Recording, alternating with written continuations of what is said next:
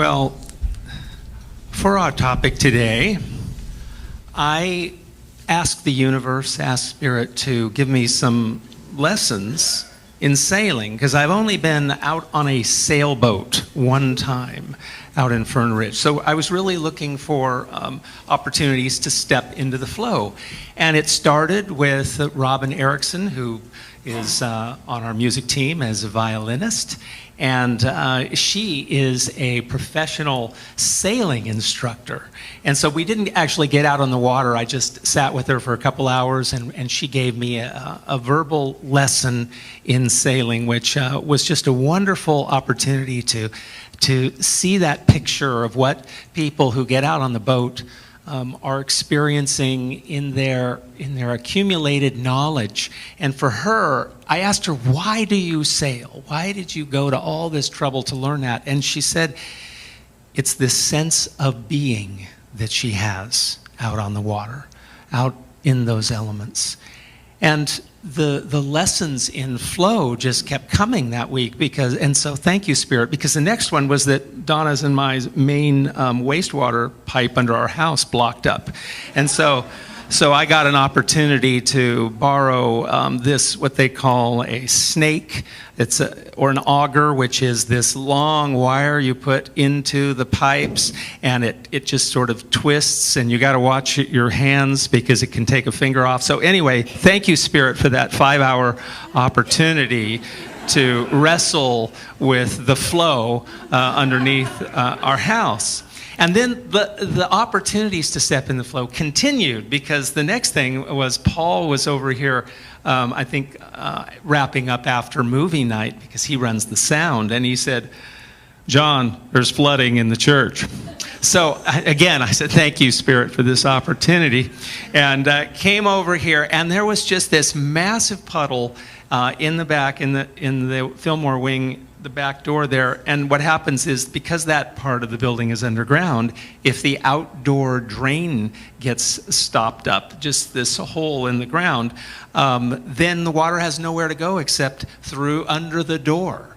And so, when I saw that, just this, it looked to me like several inches deep of water, I remembered my own mopping experience and how long it takes to mop up that kind of water. So I was in the flow, and Spirit told me, go get your leaf blower. So I went home, got my leaf blower, and I'm blowing the water out the door. And literally, it was my 10 Commandments experience of parting the Red Sea. The waves that flowed out were just so inspiring. And I didn't want Paul in that area. It was the ground was all wet, and I didn't want him to slip and fall. But he insisted, and he stood in the entranceway to the Fillmore wing with a mop to help guide the water. And actually, it was really helpful that he was there. And it turns out that Paul and I had a bonding experience over the water. And I didn't know that he had a lot of mopping experience from his youth. And it was from being a mopper that he earned the money to buy his first saxophone. So, aren't you just getting chills from these waves that I've touched the depths of flow this week? So, and this is all connected to this idea that we often talk in our culture and around the world, this idea of there's human fate and there's human destiny. And one way that, kind of a famous way that people often describe whether or not we are in the flow of destiny or if we're kind of following this fated path is this famous picture. We have my plan on top, and we have God's plan on the bottom. Can anybody relate to this? Obviously, the child who drew this was a genius. But there's another approach that I want us to think about in terms of fate and destiny. And, as I was growing up, the way I heard fate is it's like, oh, the fate of the mariners, the fate of the, it was always sort of like depressing, whatever that fate was. And so I looked this up, and it's actually, there's this notion that it's this higher power which is going to deliver this negative fate to you. But, you know, in Unity, we certainly don't teach that this divine power is going to force you to experience something negative. So really, what we teach is that we have these ingrained, deeply ingrained thought patterns that produce results. And if you don't change those patterns, you are sort of locking yourself into a certain pathway. Now, we all have seen the famous treks of the penguins who don't have too much opportunity to step too much out of their ingrained path, their ingrained fate. But perhaps you can relate to, have you ever just sort of seen patterns in your life that keep reappearing? And another way to think of this is the patterns that we see in this world, the patterns of opposition and competition and reactive, sometimes in violent ways, the way we react to each other. And these patterns, where do they come from? Is there a higher power that's pushing us towards that fate? And I think we can see that these are deeply ingrained patterns in our consciousness. And we've seen throughout history that people can find this way to step outside of those patterns. And destiny is a way of describing what happens when we begin to say, instead of following the old ingrained physical patterns that have been set forth in this material world, I am going to set sail into this higher power, whatever we call it, God, Spirit, this energy that is always flowing beneath the surface. But you see how our consciousness shapes that energy. You know, when we were singing that sing-along, Shape the World, we often do that unconsciously. So this is this idea of destiny being something where you consciously step into shaping your world from this deeper level, this knowing that we don't have to follow those old patterns. I just want to glance at this quote from the Bhagavad Gita. That devotee whose awareness is detached from externals, from that physical patterns of thought and reactivity, that person who is detached from externals, who is content in capital S, self-knowledge, that's spiritual knowledge, and abides in divine union, connection with our source, knows changeless bliss. You know, I know how difficult it is to really believe deep down in our heart and wake up every morning with this ideal in mind, because we are just so captivated by what's going on in the external world, aren't we?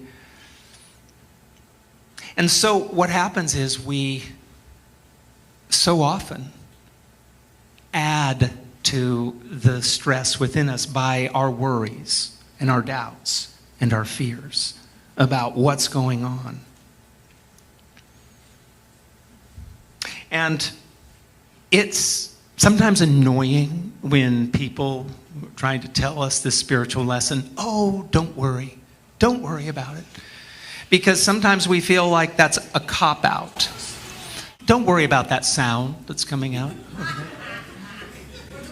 Yeah, and so we have this patterns of worry because we are not detached from the externals.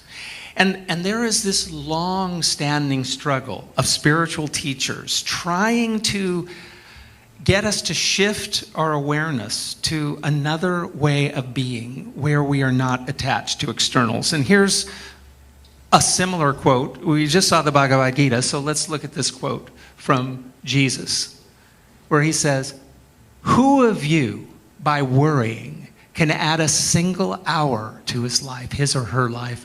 So if you cannot do such a small thing as change a single hour with your worrying, why do you worry about the rest? Consider how the lilies grow. They do not labor or spin, yet I tell you, not even Solomon in all his glory was adorned like one of these. If that is how God clothes the grass of the field, which is here today and tomorrow, how much more will he clothe you?" And when I was growing up, I didn't have a clue what the Bible might offer me. But I remember my dad, he had studied a bit in the seminary and was thinking about becoming a minister. And then together, he and my mom, not my wife, my mom, hope that wasn't some kind of weird Freudian slip,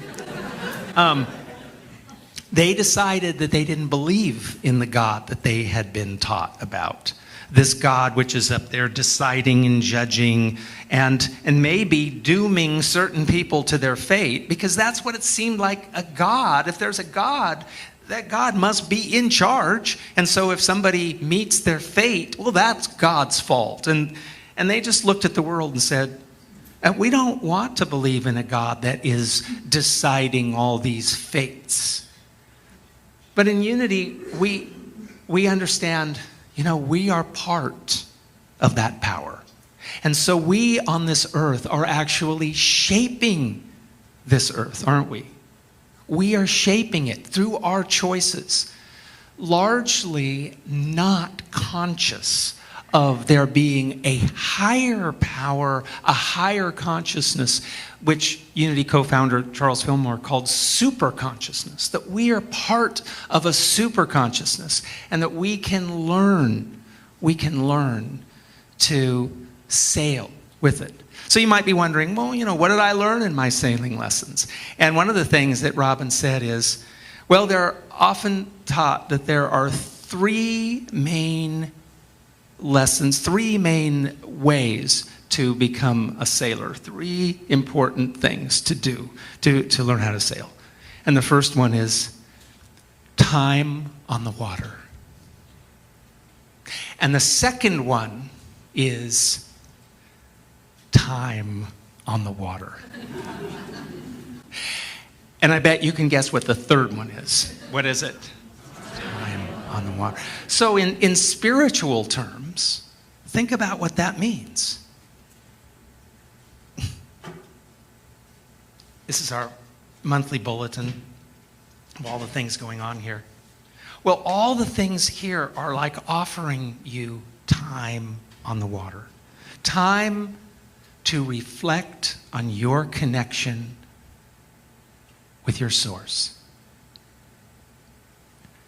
And the thing that Robin instilled in me was this notion that if you don't know what you're doing when you're sailing, you are just subject to the wind and the actions of the water and the boat. You don't really know how to connect the boat with the elements, and it's going to be a struggle. It's going to be a struggle. And maybe that's why we struggle with life. I for some odd reason, I brought my little thing of pills. This is my little container of vitamins and things that I take. And I know that so many of us kind of feel like sailing through life means holding it together physically. So what do I have in here? I have my vitamin D3. And yeah, vitamin D3. And I have some cumin, to reduce is that what it's called? Cumin? Curcumin, to reduce inflammation.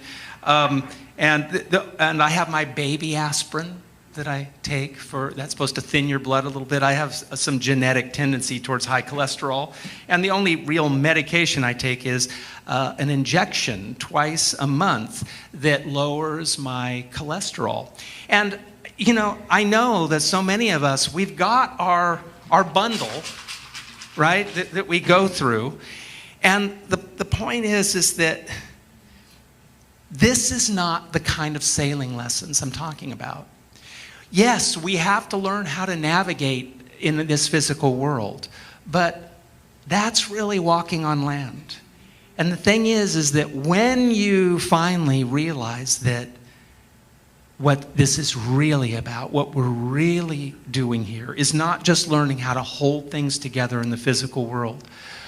We're learning how to be connected to the source of all things. And once we do that, well, what did Jesus say? He had this wonderful quote. He said, "Seek ye first the kingdom, and all else will be added unto you." And suddenly all these things become just secondary thoughts, and you don't worry about them anymore. We still hold in our heart the knowing that there are people in pain, and there are people going through great struggles, but we also always know that every one of them is truly, whether they know it or not, sailing on the eternal waters of spirit, and they will find home. And so let us just consider these three powerful ideas, which I've written out more completely in your handout, which you can take home, but don't look at them. Let's just look at these questions, because they elude the billions of people on this planet who are so focused in their concerns about holding it together on the physical plane, and therefore they live a life of fate rather than destiny. And by destiny, I mean that beautiful unfolding into the vastness of spirit, guiding you to this never-ending sense of bliss, of joy, of inner guidance, and that connection, that oneness with all life. And so, the three keys to discovering our destiny. Number one, the essence of our earthly life is, well, it's not this. The essence of our earthly life is that we are on a sailing experience, learning how to sail, whether we are conscious of it or not. But boy, it sure makes a difference when we go down to number two. We advance most quickly by knowing we are taking sailing lessons in spirit every day. Every day is our lesson in learning how to live more aware of our connection with that infinite power. And the ultimate lesson we are here to learn, the ultimate lesson we're here to learn is, I'm not just going to give you that. It's been woven in everything I've said, and it's woven into your handout. Just go in with now to your inner knowing, because that answer is in every heart. Take a moment to close your eyes and notice how Spirit speaks in various languages. And just ask yourself, the ultimate lesson I am here to learn is, and you fill in the blank. As part of your sailing lesson today, you fill in the blank, because your soul knows why you're here. And it's not just to take your pills and your vitamins and to hold your body together and to hold your household and your income together. All those things, yes, they should ideally flow easily, because you are attuned to the infinite wind of spirit. And yes, you can live this way day by day as you receive your sailing lessons in life with gratitude, with an open heart, with that open, adventurous spirit. Let it flow. Let it flow. Thank you, Spirit.